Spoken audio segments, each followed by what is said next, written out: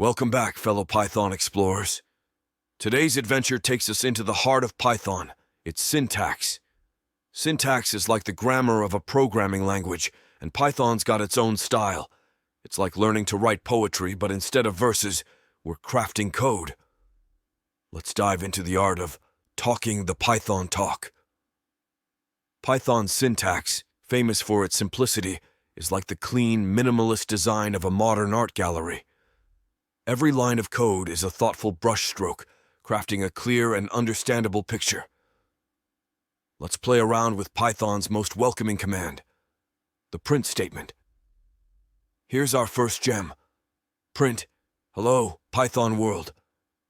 This line is Python's way of saying hello to the universe. It's straightforward, with no need for semicolons or curly braces. Python keeps it neat and tidy. But why stop there?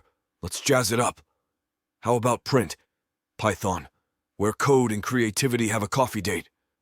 It's not just about displaying text. It's about expressing your code's personality. Or get a bit whimsical, print.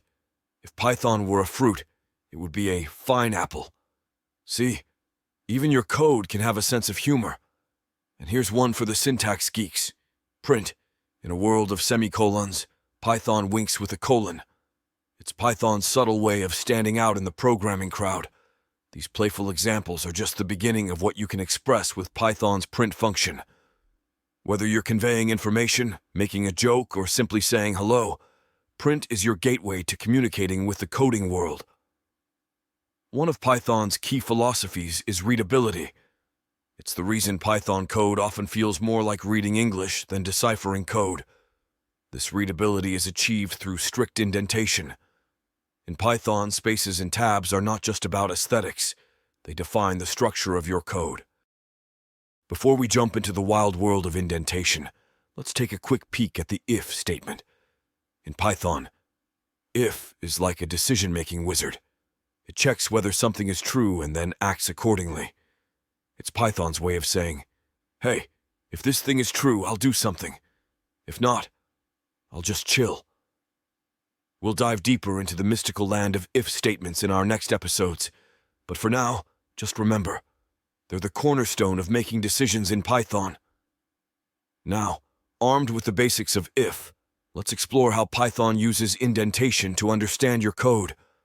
Let's talk about indentation, Python's version of a neat freak.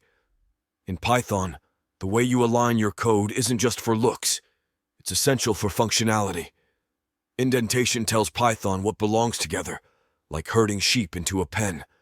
Get it right, and Python follows your commands happily. Get it wrong, and well, Python gets a bit grumpy. Here's a simple example with our if statement. When you correctly indent the lines that follow if, Python understands that these lines are the actions to perform when the if condition is true. It's like giving Python a clear set of instructions with each step neatly laid out. Here's how you do it right. Notice the alignment after the if statement. Everything that's part of this condition is neatly indented. Python sees this and thinks, a clear set of instructions. But what happens when the indentation goes haywire? Chaos. Well, not really, but Python does get confused.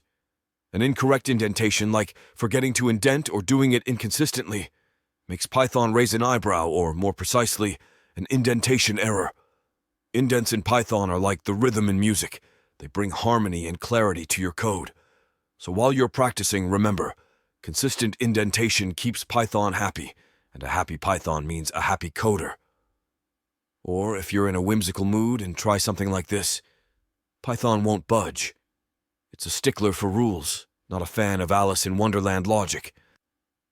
Indents in Python are like the spaces between words in a sentence. They help everything make sense. So remember, keep your indents consistent, typically 4 spaces or a tab, and Python will be your obedient friend. Turn your code into a poetry of logic, where every line and space count.